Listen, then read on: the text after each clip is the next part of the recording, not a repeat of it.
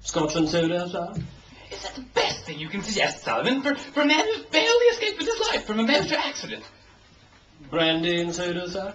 Right down the head she did, Sullivan. Went through it, like battered down the bank and into the pond. Like he came out alive. Gin and tonic then, sir? Lucky thing, I came along too. Fished him out. Should have him stay for supper, Sullivan. Better take him up a change of clothes once he's out of his bath. His things were badly torn up. Not a pleasant thing to turn over 3 times in a day, Miss Sullivan. He's done with his bath. I laid out the blue serge suit, Sir Harry. Good luck, Sullivan. Tell Cook there will be 2 to supper. She has been informed. If I may, sir, there is still one question unsolved.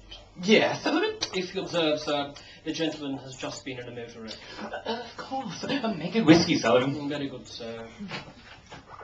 Oh, hello there. I say, that's quite a neat fit. You look better in that blue serge than I ever did. Doesn't he, Sullivan? Yes, Sir Harry. You will stay for supper, old man, I hope. Sullivan tells me it's pleasant. My name's Parkhurst. We haven't introduced ourselves. I think you ought to know that you have in your house the man who was wanted for the Portland Place murder. No, what? What's that? My name is Richard Hannay. Sullivan? Your duty is to send for the police and give me up. I don't think I'll get very far. There'll be an accident and I'll have a knife in my ribs not long after sunset. Nevertheless, it is your duty as a law-abiding citizen. You don't look like a murderer to me, does he, Sullivan? No, Sir Harry. I am not. But the fact is, 3 days ago, a man was found dead in my flat. I say, old fellow. Sullivan? Yes, sir? Mr. Hannay, there's a man was found dead in his flat. Murdered, Mr. Harry? Murdered. The Portland Place murder, Sir Harry. Yes, Sullivan. A man, Mr. Hannay. The victim of the Portland Place murder, Sir Harry, was a woman. It was a man. Oh, now look here, old fellow. The press, Sir Harry, are very clear on this one point.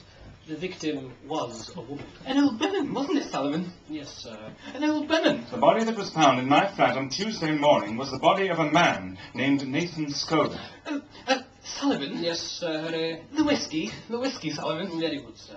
And Sullivan? Yes, Sir Harry. Bring 2 glasses. Well, here it is. Here's the whole story. My name is Richard Hannay. I was a mining engineer in Rhodesia. I made my pile and I came back to England 3 weeks ago. On Monday night, I got back to my flat about 10 o'clock. I live in a new block behind Portland Place. There's a porter in the building. He leaves around 9. As I came up the stairs, I heard my phone ringing. Hello? Hello? Hello? Hello? That call was for me. What in heaven's name? Cut it off, quick, quick. Is it blocked? Yes. I'm very sorry. It's a great liberty, I know, breaking in this way. But I need help worse than any man ever needed it.